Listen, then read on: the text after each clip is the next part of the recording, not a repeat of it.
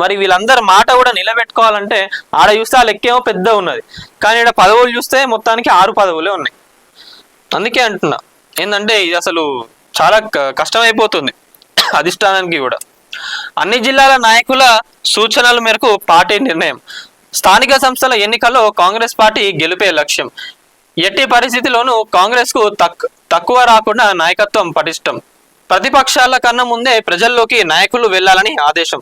ప్రభుత్వ పథకాలపై నిర్ణయాలపై పకడ్బందీగా ప్రచారం. ఇంకోటి నేను చెప్పాలనుకున్నది ఏంటంటే, ఇప్పుడు ఇదంతా పక్కకు పెట్టుకోండి, ఈ మినిస్ట్రీలకు సంబంధించిన ఈ పదవులు ఏవైతే ఉన్నాయో అవన్నీ పక్కకు పెట్టుకోండి.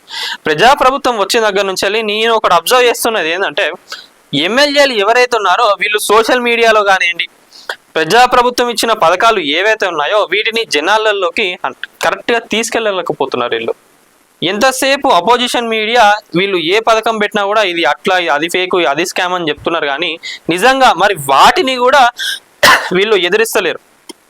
వాళ్ళకు కౌంటర్ ఇవ్వడానికి కూడా చాలా మంది ఎమ్మెల్యేలు ఎవరు కూడా మాట్లాడడం లేదు.